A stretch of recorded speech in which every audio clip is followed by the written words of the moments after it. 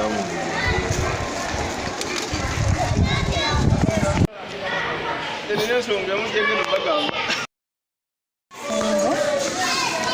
Nga nina abaana babiri era nga ndi musomesa ku Destiny Primary School. Olunaku luno olw'abakyala kyendutegeerako nti amazima ffe bannakazadde b'eggwanga era singa tetwali bakyala oba singa saali mukyala sandisobodde kubeerawo oba eggwanga teryandisobodde kubeerawo. Era buli webituuka nga 8 Maachi tubeera basanyufu nnyo kuba tulaga nti tuli kya muwendo nnyo mu ggwanga muneeno. Waliwo ebisoomooza bye tuyitamu ng'abakyala bingi ebitusobola okuba olubuto n'oyita mu bizibu bingi. Kati abakyala twekolerera ate ng'edda baali tebakola nga batuula waka, naye kati tulina okukola n'olaba nti okwasaganya nawo eby'amaka. Olunaku luno lwo ndwesunga nnyo nnyo nnyo kuba lumpa amaanyi newankubadde ebisoomooza bingi ebibeerawo. Tulafuubana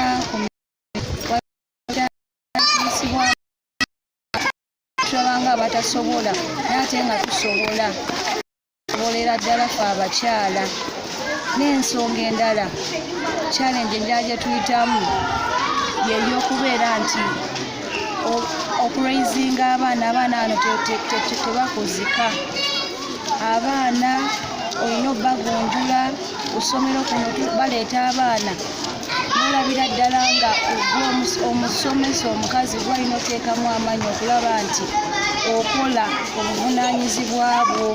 Empisa ziba ntono, tebamanyi kukola bintu biteekeddwa kukolebwa. So ensonga eno ey'abakyala netulaga nti nkulu nnyo gye tuli ffe nga bamaama. Era nkubira omulanga gavumenti abakyala batwagalenga nnyo. Olunaku luno tulujjukire nga buli kanaku.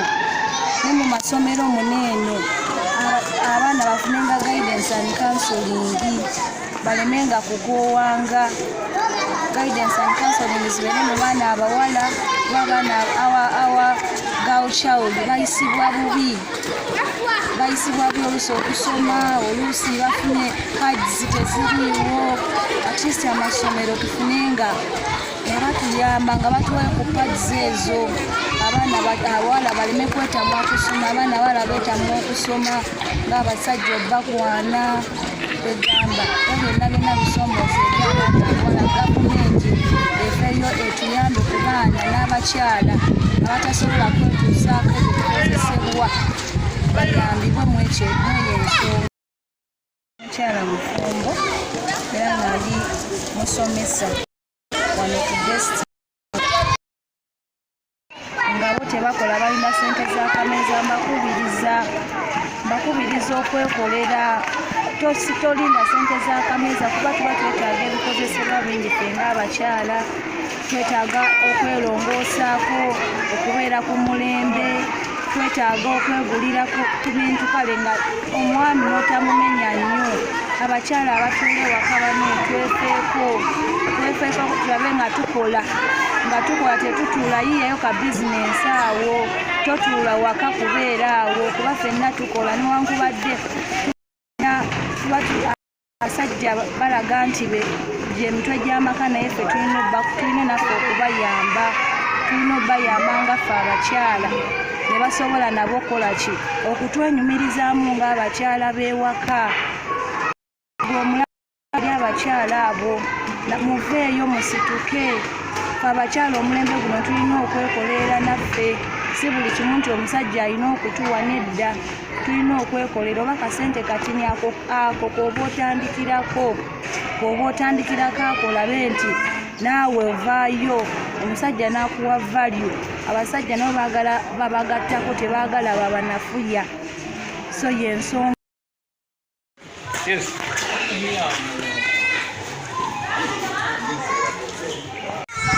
Kyasobola okwongerezaako nti abakyala tukweziganya challenges nga kino waliwo bba abamanyi nti omukyala n'omu balina kuba kyomugamba kyalina okukola. Ogenda okusaba omulimu n'osinkana boosi nga musajja alina kusooka kukozesa mu ngeri etusaanidde. Kasooka oba nakutwala awalala alyoka akubuulire tekibangayo.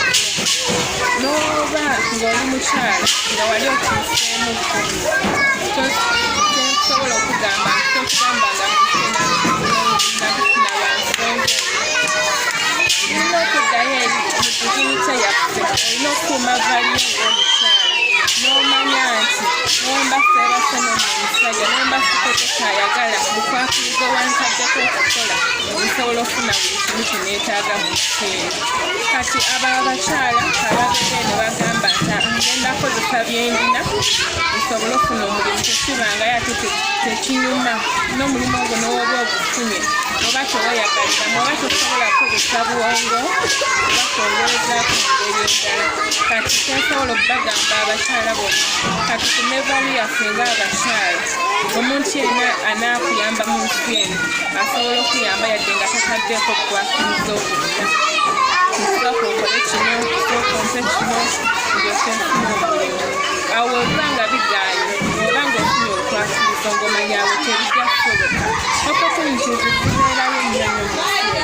Kati waliwo oluwalisiza nga naye nga bw'obufunyemuko mu madiginiti yo ng'omukyala obwetaddemu valu erimu ogamba esigenda kikola naye era nsobola okufuna omulimu guno yafuna engukola nga teguliko okukwakiriza yadde n'akamu kubanga tuyinza obagaana bw'okikoledde omulundi ogusooka omanye ebinaavaamu oyinza okuvaayo eyo ng'ofunye obulwadde ate oba oyinza okuvaayo eyo ng'ofuniddeyo olwo. Kati tomanyi egenzi olwedda ayina famire. Kati ebimu bisigala nga bikosa gwe kennyini byasigala ali eri obulamu bwa butambuza naye ate nga olina ekintu kiwetaddeko negativity ku bulamu bwo ekigenda okukalubiriza mu maaso. Kati nsobola okugamba tukume diginiti yaffe twewe vali ngaffe ng'abakyala gamba obulamu buno nkimanyidde mukyala yadde batugamba nti byawiika vessels naye mulimu tulinamu omuntu asobola otwogera n'atugamba nti ekyo sigenda kikola naye nzikiriza nti ngenda kufuna omulimu. Kasita olemerako gye bujja eyo ogenda kufuna omulimu ogutaliko kakwakulizo ate ogweyagaliremu ng'agwe omukyala. Balamusiza nnyo banyabo ne bassebo amanya gange gamutagoleki gamwino nga nenyumiriza okuba omukyala. Abantu bangi nnyo bali eyo tebamanyi omugaso gw'okuba ng'oli mukyala naye okuba omukyala kintu kirungi nnyo ate kya mugaso nnyo gye tuli. Bw'oba ng'oli mukyala waliwo ebintu byekyenyumirizaamu bingi nnyo ng'oggyeko obuvunaanyizibwa bwa kubeera nti oli mukyala ewaka nti oba wazaalibwa mukyala naye ffe nga bakyala tubeera bamaama tuzaala abaana ne tubaleeta mu nsi eno ne tubakuza kutandikira ddala nga bakyali mu mbuto zaffe omukwano gusookera muli ne tuzaala abaana ne tubaleeta mu nsi eno ne tubakuza ne tubalabirira naye waliwo ensonga ejja obulamu bwaffe nenyigiriza abakyala. Abasajja abamu bakitwalanga a sign of disrespect naye nga si bwe kiri nti omukyala asobola okubeera ng'ali empowered mu ngeri nyingi nnyo nti ndinawo bizinesi zange zenkola ndinawo kino kyensobola okukola nemba nga nsobola okwongerako ku nkulaakulanya ewaka. Kati ffe ng'abakyala abamu tuli balokole batugamba tulina kubeera bayambi eri abaami baffe naye abamu bakitya nti wena ate omukyala ono naaba nga alina kyakola agenda kumpitako agenda kuba nga ampisaamu amaaso agenda kuba takyagambwako naye nga muli omukyala yenna oba otegedde nti ndi mukyala wena osigala ng'oli mukakamu tolina kugenda nti lwakuba nina kyenkola ate ewaka sikyakola buvunaanyizibwa wange ng'omukyala era olina osigala ng'oli muwombeefu bba ng'omuwa ekitiibwa nga bwe tusaanidde okubeera naye ng'ate naffe eri tulina okuba nga tuli empowered batukkirize tubeeko n'ebyetukola. Tetugenda kuba nti lwakuba tufulumye ewaka tugenda kukola bintu nga bigasa ffe ffekka. Naffe abakyala tulina okukola ebintu ebigasa amaka. Kale abaami mwena gye muli twagala muveemu abakyala abo abatudde ewaka banyigirizibwa. Abamu tebasobola basobola buli kimu kye baagala naye balina talenti muli munda ezisaana okuba nga ziyingisibwa n'abasajja okubanga tufungiza mu maka. Babayambeko bagumaguma okubayamba babe nga balina kye basobola okukola okwekolera nga bo. Ekyo nsobola okwogerako ku ddoboozi ly'abakyala bonna bonna abali eyo. Eri abaana ab'obuwala abakyali abato, ekigambo kyenyinza okubagamba nti abaana bano ab'obuwala balina okubeera nga they respect themselves. Kubanga when you don't respect yourself, no one is going to respect you. In which way? Abaana ab'obuwala abasinga tuyinza obbasanga nga bagenda beegabagaba. Kati ogenda nga bwegabagaba kitegeeza togenda kuvaamu mukyalo w'obuvunaanyizibwa, ogenda kubeera muwalawala era nga n'abantu bakusongamu olunye nti oyo mumulaba oyo ye kisassalala. Naye when you respect yourself okula nga n'abantu bakwegomba era kyemmanyi osobola okufuuka omukyalo omulungi.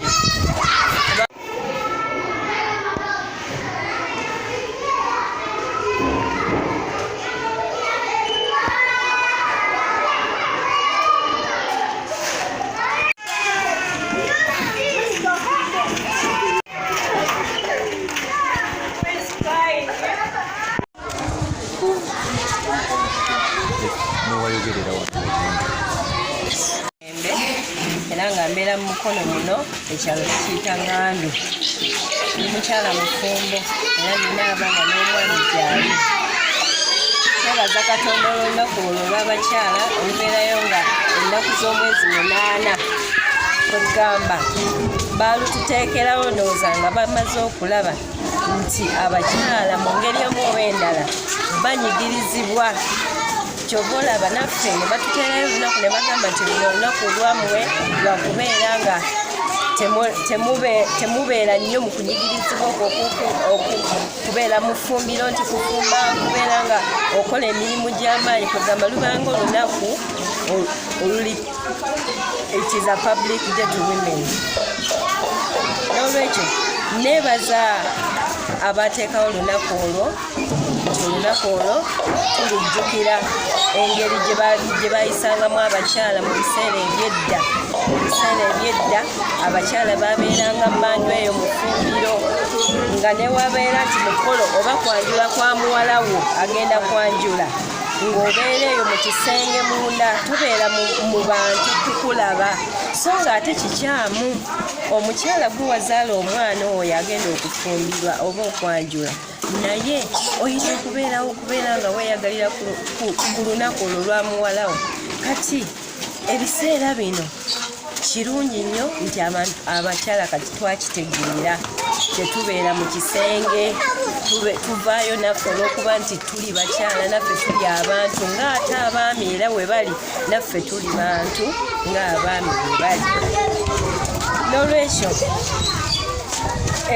nze ndi mukyala omusomesa nga bwe mbagambye nti ndi mufumbo ndi mukyala era musomesa naye nsobodde nti okubeera nga omulimu gwange nsobola omukola bulungi ate nga n'amaka gange nga balansinga bulungi. Nze nkisobodde lwa nsonga nti kwegamba bayibuli egamba nti tubeere n'eminzaani ez'enkanankana. Kwegamba bw'okola emirimu ewaka kola emirimu gy'ewaka wadde nga olina ky'oli ku ssomero obanga oli mukulembeze olina okusigala nga obukulembeze bwe bukoma ku ssomero ate woddayo ewaka obeera maama w'abaana obeera mukyala wa bbaawo. Tekikuggyako kubeera nti oli mukyala wa bbaawo wadde nga gwe head teacher wadde nga oli mukulembeze ku ssomero erikoli. Kwegamba nsobodde okumanya nti wadde ndi mukyala omukulembeze ku ssomero kuno kwendi naye era nina okubeera ng'ebyewaka mbikola bulungi okusobola okubeera nga ewaka wa balansinga nga n'omulimu gwange gubalansinga. Kati mu kilaasi abaana benina balinga abaana 40 naye abaana bano bava ewaka ne bamanya nti ewaka waka ne ku ssomero essomero tubayigiriza nti obudde ewaka ozze okubaako by'oyiga by'obadde tomanyi waka. Kaakati abaana bano okubeera nga obeera ng'obakwasaganya nga tebakulumya mutwe, first of all olina okubeera nga oli friendly n'abaana abo ng'abaana abo mukwano gyo. Omwana bw'abeera nga mukwano gwo n'omugamba ekintu n'omugamba I don't want you to do this, I want you to do this, agenda kukikola kubanga osoose n'omufuula omukwano gwo n'amanya nti tica kino akyagala kino takyagala. Zemboku Francisco Daramaida, omusomesa ku Destiny Kindergarten and Primary School. Olunaku lw'abakyala luno olunaku lulungi naye ngaffe abasajja tulina ebimu ebitusoomooza nti bwe mubeera waka nga mwembi mukola wesanga nti emirimu egimu tegituukirizibwa bulungi ng'omukazi gyalina okukola n'ebintu ebirala wesanga nti abaana tebafuna laavu eyo bulungi ey'okulabika nti tata tabeerawo mu budde ni mami kennyini tabeerawo ki mu budde. So kati abasajja bakubiriza nti niwankubadde ebyo weebiri tulina okuguma wabula oba nti nga gwokomyewo mu budde kwasaganyako emirimu egirala kuba mwenna muli bantu bawamu era mukolera wamu. Waliwo n'ensonga endala nti abasajja tebaagala abakazi baabwe kugenda kuyiriba nga kino ekigambo kya bulijjo ekiriwo kakati, naye wesanga nti omusajja wabakkiriza omukazi ogenda oyiriba oba okukola emirimu emirala abamu we batuuka eyo ate bamala ne badda mu mpisa endala ne baganza babosi baabwe olw'okuba ayagala asigale ku mulimu ng'agumaintaininga ng'agukolamu. Naye nga nze sikirabamu buzibu kuba nti kirijjali omuntu ye kennyini agenza okukola ng'omukazi. So abasajja mbakubiriza muleke abakazi baffe bagende bayiribe tugatte wamu tufune ekintu kino tulabikire bulungi. For God and Nze Katongole Ibrahim Salongo, omukulu w'essomero Destiny Kindergarten and Primary School Mukono Wanengandu. Omulamwa gwa olunaku lw'abakyala ennaku z'omwezi nga buli 8 ogwokusatu buli mwaka gukuzibwa. Olunaku luno lukulu nnyo eri abakyala mu ggwanga, being that the biggest population of this country and the world y'abakyala, kiba kikulu nnyo okubasobosoboza. Okwogerako katono ku nsonga z'abakyala naddala wano ewange ku ssomero, sitaafu yange erimu abakyala bangi bebasinga obungi, naye neesanze nti abakyala bano bantu balungi bakolagana nabo, tebankalubiridde nnyo. Naye ate ekyamazima kiri nti genda y'abakyala esinga obuzibu okudiringa naye osinga oba tebakutte bulungi. Oli bwakuleetera ensonga ye n'ogikwata ng'obalaata okulemerera oluusi ogenda okulaba nga ebivaamu si birungi. Naye neebaza Katonda nti wano waffe abakyala bonna benkolagana nabo, abasomesa bonna, sitaafu yange bali 13 balamba, tukolagana bulungi era batambuza bulungi emirimu. Waliwo ensonga ezijja nga zikwatagana naye newaka ewuwe, naye ogenda okulaba nga out of no advise and what, ogenda okulaba nga mutuufu oba advisinze era nga wakiwulidde n'asobola okuba nga balansinga ewaka n'omulimu. So abakyala bankoze bulungi kubanga I produce results through them era mbeesigira ddala kubanga omwana omuwala yenna bwe tuleewayo n'asoma ate najja n'akusaba omulimu bw'omwigino walinga, kitegeeza nti ne chances ze ez'okugenda okwonooneka mu ggwanga kuba maama abatambuza eggwanga lino oba okoze eki oba oyongedde okuzitta. So we employ them, we give them opportunity to deliver their services as teachers and even other categories. Batukoze bulungi era tukyabeetaaga mu ggwanga muno. Katono nnyo omulanga gwe nkubira gavumenti yaffe ennungi nti omwana omuwala fine tumwempawarinze tumusosowaza, naye n'omwana omulenzi tetumulekulira kubanga omwana omulenzi era webakula omwana omuwala akomawo eri omwana omulenzi yaba agenda okumuwasa. Kati omwana omulenzi oba tomuteeseteese ng'oteeseteese muwala yekka, entalo z'owulira jjukira aba tayagala mwana muwala kumubeera waggulu, aba agenda kumulaba ng'omuntu because others take them as sex objects. So omwana omulenzi ono naye tumufeeko kubanga bibino byetuwulira nakati wawulira nti oli bakubyoli amasasi baana balenzi bali mukola ebyo byonna biri mu kuva ku kutakuza baana nga batya Katonda ate nakulowooza ku saidi emu tunalowooza ku sekisi emu tujja kumaliriza nti the end of the day nti omwana omulenzi naye akoze eki afuuse ensonga mu maaso eyo. So kyenkubira gavumenti omulanga omwana omulenzi naye mufeeko esobole okubanga naye emusoosowaza mu mbeera ezimu oba endala tusobole okubanga tutambulira ku level emu. We empower the girl and the boy child at the same time.